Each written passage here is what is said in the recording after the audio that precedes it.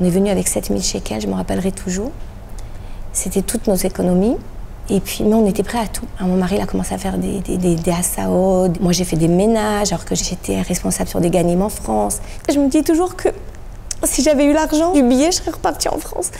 Et puis, après, les portes se sont ouvertes. On a eu chez Baba Salé. Combien de j'ai pleuré. Je me rappelle. Je dis, je suis dans ta vie, tu vas m'aider. Et puis c'est fantastique parce que aujourd'hui, je me dis, mais qu'est-ce que j'ai fait? Autant au niveau professionnel, au niveau développement personnel, nos enfants, même financièrement. Je suis une très grande hatzlacha. Esther Knafo, bonjour. Bonjour. Cathy. Merci de nous accueillir chez vous, dans cet endroit magnifique, à Netivot. Donc vous êtes là depuis 23 ans. Comment on décide un beau jour de venir avec 4 enfants s'installer à Netivot? A priori, ça ne viendrait pas à l'idée de tout le monde. On habitait à Marseille et on était dans la communauté du Rav Seba. Et c'est une toute petite communauté. Et donc mes enfants, ils sont très suivis dans les âges. Et puis mon mari travaillait à la communauté, moi aussi. Et je travaillais à l'école, moi j'étais responsable des gagnimes, mon mari était dans la cache-route. Et puis ça a commencé, comme il n'y avait pas beaucoup d'effectifs, donc il y avait, mes enfants ils étaient dans les mêmes classes. C'est-à-dire il y avait CE1, CE2 ensemble, CM1, CM2 ensemble. Et ça faisait de l'ombre, les enfants ils se faisaient de l'ombre l'un sur l'autre. Et on avait toujours envie de monter en Israël, mais on n'avait pas beaucoup de moyens. Donc ça a été un déclencheur en fait. On s'est dit, allez, si on doit déjà changer de ville pour les enfants, ben alors pourquoi pas Israël? Je me rappelle que j'avais été voir le rabbin de notre Rav, qui était d'Aix-les-Bains, le Rav Israq. Il m'avait dit, vous avez des millions?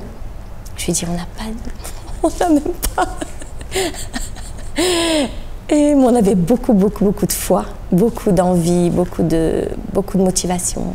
Mais vous aviez de la famille à Netivot, parce qu'on n'arrive pas ici par hasard quand même. J'avais un oncle qui habitait à Netivot, et je me rappelle qu'il venait souvent ramasser de l'argent pour les yeshivas et qu'il y avait une agrala Netivot, on peut gagner une maison à Netivot. Et je me disais, même si je gagne une maison à Netivot, j'irai jamais habiter à Netivot. C'était pour moi primitif, les dromadaires, les gens qui marchent partout. Pour moi, c'est comme ça que c'est Netivot, Baba Salé, voilà, le Maroc. Alors qu'est-ce qui a fait que vous avez changé d'avis? Eh ben, mon mari, on n'avait pas le choix. Mon mari il m'a dit, écoute, mon oncle nous avait proposé un petit travail sur Netivot, comme on voulait venir, et c'était un tremplin pour aller à Beth Shemesh. Donc vraiment, on est venu en sachant qu'on était en tremplin. C'était une histoire de quelques mois. Donc quelques mois, tu fermes les yeux, tu dis, allez, c'est pas grave, même si je suis dans le désert, je les prends, j'accepte le tremplin pour pouvoir monter en Israël.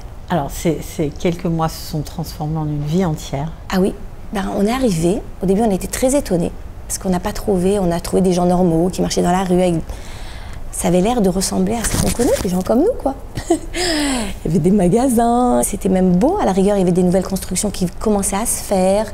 Il y avait un côté pittoresque de la ville, des gens très gentils. On s'est senti très vite une chaleur comme ça. On se disait, t'es sûr que ça va être un tremplin? Je disais au mari, mais t'es sûr? Mais il me disait, ouais, mais Esther, c'est pas pour... On a bien dit que c'était un... Et puis plus le temps y passait, et plus on se voyait c'était trop... que la ville, c'était très agréable de vivre ici. La ville, elle est petite, elle est plate, les gens sont très gentils, il y a tout. Alors donc ça vous a beaucoup intéressé, beaucoup aidé, mais pourtant les débuts ont été très difficiles. On a passé des moments très difficiles, parce que d'abord on était les seuls Français, il n'y avait pas de Français. On n'avait pas de famille. On a eu vraiment des gros nissionotes. On dit la terre, elle nous rejette au début pour savoir si on s'accroche à elle. J'ai senti vraiment que c'était plus que... beaucoup de choses qu'on te promet, puis c'était pas comme ça, le travail, ça n'a pas démarré. Vous n'aviez pas beaucoup de parnassa? On avait très peu, on est venu avec 7000 shekels, je me rappellerai toujours. C'était toutes nos économies, et puis, mais on était prêts à tout. Mon mari il a commencé à faire des assaos, des transports. Moi j'ai fait des ménages, alors que j'étais responsable sur des gagnimes en France. J'ai même fait un truc que tu t'apercevras jamais. J'étais venue avec beaucoup d'habits de mes enfants. J'avais dit, bon, quand j'aurai d'autres enfants. Et à un moment, j'ai vu que j'avais organisé des ventes. J'ai dit, je vais vendre des habits. Et j'ai vu que ça marchait, les gens, ils avaient beaucoup aimé. Je vendais 1 shekel, 2 shekels. J'allais dans les gmars, je prenais des habits de gmar, je les lavais, je les repassais. Et puis après, j'allais dans des shrounotes, comme ça, avec, je me rappelle, et je vendais. Et voilà, c'est comme ça que ça avait démarré. Ouais, ça a démarré, ça n'a pas été simple. C'est dur. Ouais, vous avez beaucoup souffert. Je me dis toujours que si j'avais eu l'argent du billet, je serais repartie en France. Et ma mère, elle me disait toujours, mais tu tiendras jamais. Mes parents et mon père, ils m'avaient dit avant de partir, je te donne pas un an pour revenir, mais je crois que c'était ce challenge de dire, je vais braver, je vais réussir. Et puis, je sais pas, et puis après, les portes, elles se sont ouvertes. Je crois qu'on dit que la LIA, c'est 3 ans. Les 3 premières années, on dit, on est encore au Khadaj, ça veut dire que pendant 3 ans, la Terre, elle essaye de nous mettre à épreuve. Et ce qui était bien, c'est que j'essayais de trouver dans toutes les épreuves le bien. Je faisais, non mais Khaïb, regarde, ils nous ont offert un falafel, non mais regarde, ils nous ont accueillis, non mais regarde. Dans chaque chose qui était de très grosses difficultés, tu voyais le bien. Aussi beaucoup de prières. On a chez Baba Salé, combien de j'ai pleuré. Je me rappelle. Je disais, je suis dans ta vie, tu vas m'aider. Et puis c'est fantastique parce que aujourd'hui, je me dis, mais qu'est-ce que j'ai fait? Autant au niveau professionnel, au niveau développement personnel, nos enfants, même financièrement. Je suis une très grande atzlacha, on n'est pas gâtés. Vous vous battez? On se bat. Mais vous avez très bien réussi. Vraiment, vraiment. Alors, comment les choses ont commencé à s'inverser et après tout, vous auriez pu quitter Netivot. Pourquoi vous avez décidé de rester dans cette ville? Plus les mois y passaient, et même les jours, et plus je me disais que c'est un endroit fabuleux et que je vois pas pourquoi partir. Pour dire que j'habite à Jérusalem ou à Bnei Brak. C'est-à-dire que c'est vrai que Netivot, il y a un peu un stigma, ça veut dire un stéréotype, t'habites dans le sud, c'est moins développé, on pense comme ça.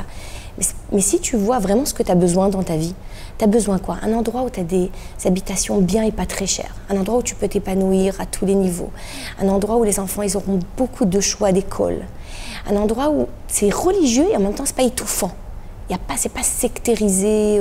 J'avais des amis qui étaient sur Bnei Brak qui ont été très échaudés. Il y a tout à Netivot. Il y avait aussi tant de restaurants, la piscine, les stades de foot, tout. Je sais pas, j'ai pas vu qu'il manquait quelque chose. Et puis on n'est pas loin. On n'est pas loin de rien du tout. On a la mer pas loin, on a Beersheva le centre, on a Ashkelon, on a tout. Même si je vais à Tel Aviv, c'est le train. Rapidement. Oui. Alors, comment vous avez, on va dire, été aidé? Est-ce que vous avez trouvé voilà, des bonnes âmes sur votre parcours pour enclencher une vie professionnelle meilleure, un travail qui vous correspond? Et puis aujourd'hui, voir cette vie-là, les Tsimerim qui vont avec, c'est quand même une réussite incroyable. En fait, d'abord, on a été aussi formation de couple. On a fait de la formation, on a aidé les couples, on a aussi un diplôme avec mon mari. On a fait beaucoup en Israël de développement personnel. Moi, je pars du principe que du moment où on choisit une chose, on réussit. Donc, nous, à Netivot, j'étais là, donc je choisis de voir le meilleur et d'avancer. Et je pense que il y a pas, on peut pas dire ici il n'y a pas de travail, ici il n'y a pas ça, ici il y a pas ça. C'est souvent ce qu'on dit à propos de Netivot. Eh ben non. Moi, je dis que c'est pas vrai. Il y a plein à faire partout. J'étais dans les crèches. Après, j'ai fait du développement personnel et j'ai ouvert un truc de coaching où j'ai formé on accompagnait des couples, on accompagnait des enfants, on accompagnait des familles. Donc tout ça, on l'a fait sur Netivot. Après, cette cimère, j'ai fait. Je vois pas que c'est difficile. C'est-à-dire que même à Paris, quand les gens ils veulent travailler, ils font des fois 1 heure de route. Donc même quand tu habites dans un endroit où tu es tellement bien, même si tu vas voyager un petit peu pour si Nagid que tu vas être dans le high-tech, tu vas pas trouver peut-être un Netivot, mais j'ai pas senti que la ville, elle peut être une migbala, une barrière, ni pour réussir. Ouais. Je pense que c'est les gens qui se mettent des fois un plafond en se disant, c'est agréable de se dire c'est à cause de ça, c'est à cause de la ville. Comment vous avez fait? Parce que vous nous racontez généralement, mais d'un point de vue pratique, vous êtes arrivé avec très peu d'argent, vous avez 4 enfants, vous avez réussi à acheter votre premier appartement. Comment vous avez fait? Quand on est arrivé, d'abord c'est vrai que c'était il y a longtemps, et on pouvait avoir des prêts à 100%. Donc notre petit argent, on l'avait placé tout de suite après 1 an. Ils nous ont dit allez, on achète, il faut acheter en Israël, il faut acheter, il faut pas. Dès que tu as un peu d'argent, tu le places. Même si tu le places à Dimona, même à n'importe où, tu places ton argent. Le Rav Bergel, il disait il vaut mieux acheter une chaise en Israël, quand mon mari l'avait été le voir pour acheter un appartement, qu'une villa en France. On a été très yetziratim, ça veut dire très créatif. ça marche pas dans ça, on va faire ça. Ça marche pas ça, on va faire ça. Je t'ai dit, on a vendu du linge, j'ai fait au début des ménages, j'ai travaillé dans la cuisine, mon mari il a fait des transports. Il y a eu des opportunités, il y a toujours des opportunités qui s'ouvrent, il faut savoir les saisir. Après il était au collège, après il y a eu l'histoire ils ont fait une formation d'assistante sociale, il est parti faire la formation, après il a trouvé du travail à la Revacha sur Ashdod et sur Netivot. Moi, j'ai eu une opportunité de travailler dans un GAN. Comme nous, les Français, on a beaucoup de moussar avoda, on aime donner. Donc, très vite, ils nous ont fait franchir les échelons. Je suis rentrée pour être une métapellette. Et après, j'ai accepté même cuisinière. Je m'en foutais, moi. Moi, j'ai jamais d'ego. Même si j'avais un toar chéni, un capes, j'en ai rien à foutre. Moi, ce que je veux, c'est avancer. C'est apprendre la langue. Et quand on travaille bien et on fait ce qu'il faut faire, mais bien, alors les gens, ils vous font gravir des échelons. Et donc, je suis montée directrice, après inspectrice. Et voilà, et les choses, elles s'ouvrent parce que je pense que, aussi, c'est un tempérament, mais aussi je pense qu'il y a une bracha dans cette vie, une kedusha, je sais pas. Quand mes enfants, ils se sont mariés, mon mari travaillait à Ashdod. Moi, je ne travaillais pas forcément sur Netivot. J'avais des maons dans tout Israël. Ma fille, elle habitait à Ashdod, mon fils à Ashdod, un enfant sur Beth Shemesh, un enfant sur Givat Ze'ev. Mon mari m'a dit, écoute Esther, tout le monde est en dehors de Netivot, viens, on va déménager. Donc on a vendu notre appartement, j'étais un peu sous l'emprise de, bon, ce qu'il faut. Quand tu maries tous tes enfants, tu vas à côté d'eux. On a vendu. Et après avoir vendu, je me promenais dans la rue, mais avec une angoisse, c'est qu'on dit en arabe, une rasra. Je dis, mais c'est pas possible, je ne me dis pas que je vais quitter, c'est pas possible. J'aime la pierre, j'aime l'arbre, j'aime la coupe patrolim de Netivot, j'aime le Hyper Cohen, j'aime le magasin. Tout, tout est tellement facile d'accès, tout est tellement pratique, tout est tellement. Je sais pas, c'est facile de vivre là. C'est pas possible. Et quand j'ai été visiter cet appartement sur Ashdod, tellement cher, vieux, ou alors tellement exorbitant. Mais pourquoi? Pour dire que j'habite à Ashdod? Il y a tout à Netivot. J'ai dit à mon mari, mais Raïm, on a fait une très grosse bêtise qu'on a vendu notre appartement. Il m'a dit, mais tu sais Esther, on n'a même pas demandé le Rav David Abou Khatsirat, d'habitude on lui demande tout. Alors je l'ai appelé, j'ai dit, mon mari l'a appelé, son chamash, j'ai dit, est-ce qu'on doit quitter Netivot? On a déjà vendu notre appartement. On s'est dit, bon, si on a déjà vendu, il va nous dire, allez rejoindre vos enfants. Il a dit non, vous restez à Netivot et vous allez vous acheter une grande villa. Et là, je suis tombée des nues, je dis quel rapport? Rester et acheter une villa alors que les enfants ils sont tous partis. Et puis apparemment, il y avait quelque chose de vrai dans ça parce que après mon mari il a été malade quand on a eu l'opportunité de cette maison et pendant la maladie, après qu'il a été opéré, tout ça, on ne savait pas ce qu'il Vous aviez acheté la villa déjà? On avait acheté la villa, c'est pendant toute la période de l'achat, il a commencé à avoir des maux de tête et tout, jusqu'à qu'ils ont découvert qu'il avait une tumeur au cerveau, il a fait une très grosse opération. Puis je me suis assise là à côté de mon ami et je lui ai dit, tu sais, je vais vendre la maison parce que mon mari ne travaille plus.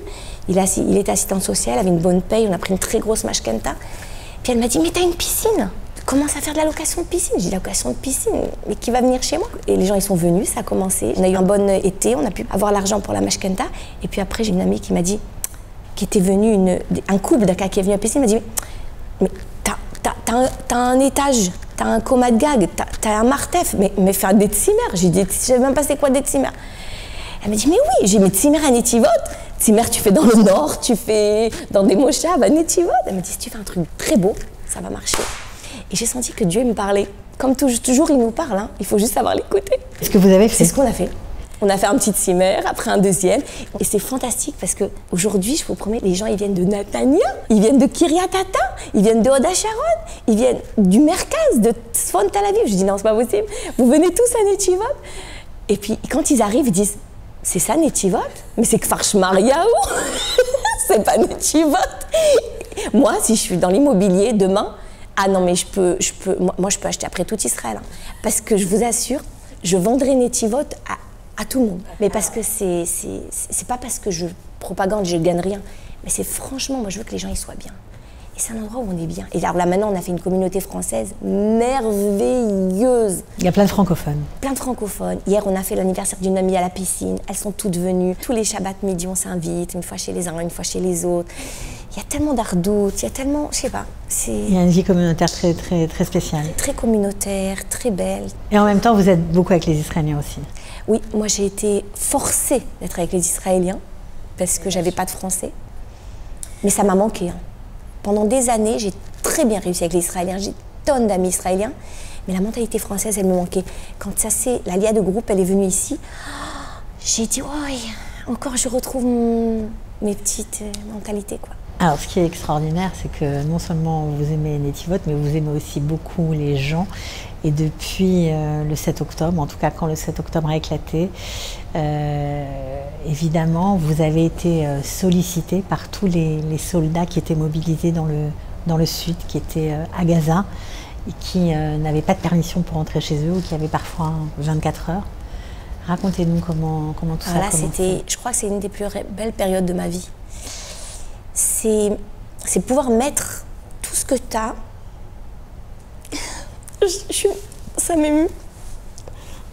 Au niveau de Dieu, il m'a permis de pouvoir aider les soldats, mais de la manière la plus directe, la plus belle. Magnifique. Parce qu'en fait, moi j'ai toujours travaillé sur les couples et sur le rapprochement entre les couples. Même notre cimère, c'est des familles, mais aujourd'hui on fait beaucoup des couples. Je crois beaucoup, on appelle ça en hébreu le zman echut, ça veut dire un couple qui se retrouve et que ça lui donne des forces pour... Ah, qu'est-ce que vous avez fait? Pendant les soldats, alors ça a commencé par une amie qui savait que j'avais ce timère qui m'a dit, tu sais, le fils de ma copine, il vient de se marier, il venait de se marier. Une semaine après, il est parti à l'armée, il a été appelé à Gaza. Elle m'a dit, et ils lui ont donné une permission pour se retrouver avec sa femme. Est-ce qu'il peut venir chez toi et combien ça coûte? J'ai bondi, j'ai dit, c'est-à-dire quoi combien ça coûte? C'est nous qu'on doit le payer. C'est trop beau de pouvoir aider quelqu'un qui est parti aider, qui se bat pour nous, quoi. On était à Eilat, on a vu les gens qui étaient rapatriés de Sderot et on a dit peut-être qu'il vaut mieux aller à Eilat. Et puis ça a été fantastique parce que ce petit soldat, en fait, qui est venu, il a dit à ses amis et d'autres, ils ont dit à leurs amis. Moi, j'ai dit tous ceux qui ont besoin. Et donc, on a 8 chambres ici, même ma chambre à coucher. Ils venaient pour 3 heures. Et tout au long de ce truc, j'étais au téléphone avec les femmes des soldats, elles me disaient « Oh là là, ils nous ont pas permis !» Alors, je lui disais « Mais alors, va le voler ton mari Tartof !» On rigolait comme des khatoufim, elle me dit « Je vais aller le kidnapper !» Et puis, j'avais une amie qui était sur place, donc qui changeait les draps entre un soldat et l'autre, et qui faisait les machines. Des fois, dans une journée, il y avait 2 soldats qui venaient dans la même chambre qu'il fallait changer, et en bas et en haut, et la piscine. Et de loin, je disais comment il fallait nettoyer pour leur donner. Et puis, ils étaient tellement contents. Et quand je suis rentrée, toute la table, elle était avec des mots de remerciement, des chocolats, des bouteilles de vin. C'était tous les gens qui avaient de la reconnaissance, les mots qu'ils m'ont écrits. Il y avait même le fils du Rav Mordechai Eliaou, Rav Shmuel Eliaou, qui était venu là pour aller voir les soldats, pour les renforcer. Et ils lui ont dit que dans le Tzimmer de Esther. Et ça a été une source de chesed. Et moi, je crois qu'ils nous ont donné beaucoup de srouyot, de mérite, les soldats. Et puis après cette période, qu'on est revenu à la maison, on a continué à recevoir les soldats. Et puis du coup, avec mon mari, on s'est dit, tu sais, c'est tellement plus facile de recevoir des couples. Alors qu'avant, les couples, c'était de temps en temps, c'était plus les familles, plus les groupes. Et on a dit c'est moins difficile pour nous. De là, c'est sorti une nouvelle ambition de faire du couple. On leur fait le petit déjeuner, les massages. C'est-à-dire que quand le couple y vient, il a un petit moment de kiff. Pour ceux qui ne sont jamais venus à Netivot, quel est votre spot préféré? J'adore le Mitram Paris. J'aime les restaurants, j'adore Baba Salé, j'aime aller prier là-bas. Je sais pas, j'aime tout. J'aime l'endroit du parc, ils ont fait un beau lac, très agréable de se promener le soir. J'aime faire la marche, j'aime aller dans les nouveaux quartiers pour voir les nouvelles villas qui se construisent et les nouvelles... c'est tout dernier cri. Hein. Et j'aime aller aussi dans les très vieux quartiers où c'est que tu vois les trucs d'avant comme ça avec... J'aime ce Chilouv, c'est pas une ville qui est toute champignon, qui a toute poussé de neuf. J'aime qu'il y a le vieux et le nouveau, les Tivot. Qu'est-ce que vous conseilleriez à quelqu'un voilà, qui vous regarde de France, qui aurait peut-être envie de faire son alia, qui cherche un endroit, parce qu'il n'y a pas trop de moyens non plus. Est-ce que vous le conseilleriez, Netivot, aujourd'hui? Ah, mais sans discuter, sans aucune hésitation. Parce que, d'abord, aujourd'hui, il y a une vie communautaire énorme, qu'on n'avait pas nous. Parce qu'il peut avoir une très belle habitation pour des prix très corrects. Pas tout le monde a la force de faire ce que nous, on a passé. Donc, mais peut-être ça nous a forgé. Parce que je pense que du travail, si quelqu'un il veut travailler, il trouvera. Si quelqu'un ne veut pas travailler, il trouvera nulle part. Hein. Mais et puis il y a aussi une bracha parce qu'il y a une vie qui est en même temps religieuse mais pas étouffante. Il y a tout, pour tout. Merci beaucoup en tout cas Esther, on vous souhaite bonne chance et bravo pour tout ce que vous avez fait. Merci.